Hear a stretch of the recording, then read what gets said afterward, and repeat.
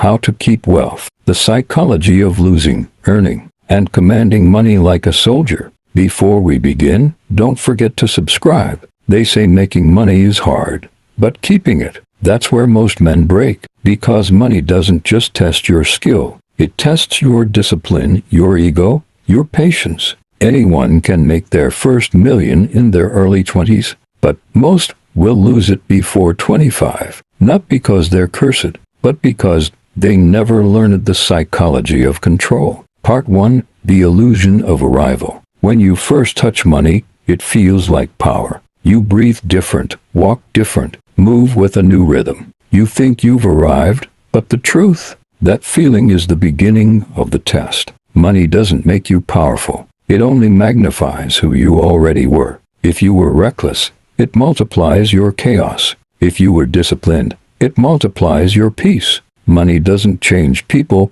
it exposes them. Part 2. The 3 kinds of people who touch wealth. There are only 3 types of people who handle money. 1. The spender, the one who confuses income for success. They rise fast, fall faster. 2. The keeper, the one who saves but never multiplies. Safe but stagnant. 3. The commander, the one who treats every dollar like a soldier in a war for freedom. The first seeks pleasure, the second seeks comfort, the third seeks control. And control, that's where real wealth begins. Part 3. Vulnerability, the hidden currency. Most people don't lose money because of bad investments. They lose it because they can't face their emotions. They buy to impress.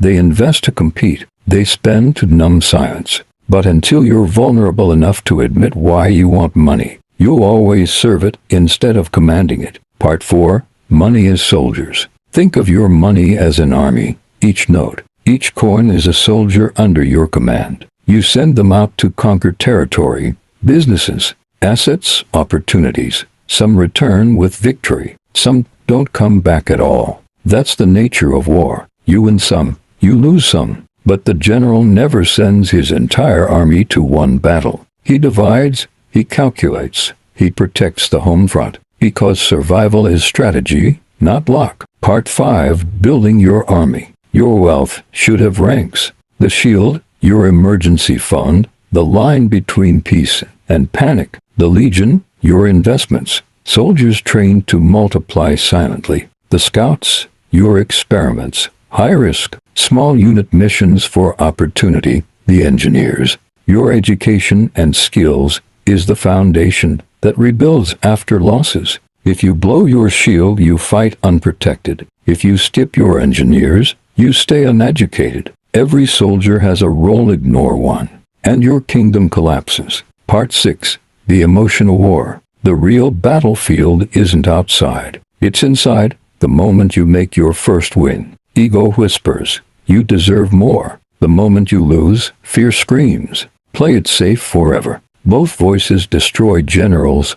Invincible pause keeps them alive. When you feel invincible, pause. When you feel afraid, plan. Money respects those who think before they move. Part 7. The difference between making, keeping, and growing. Making money takes ambition. Keeping money takes discipline. Growing money takes courage. Most people only master one. The rare ones master all 3, and they build dynasties. Ambition builds the door. Discipline locks it. Courage opens new ones. Part 8. The soldier's mindset. Every dollar you save is a soldier. Every soldier deserves a mission. If you leave them idle, they rust. If you spend them recklessly, they die without purpose. But if you deploy them wisely, they conquer for you. Some battles will be lost, an investment that fails, a deal that falls through, but that's war. You regroup, you retrain, and you march again. Because the goal isn't perfection, it's longevity.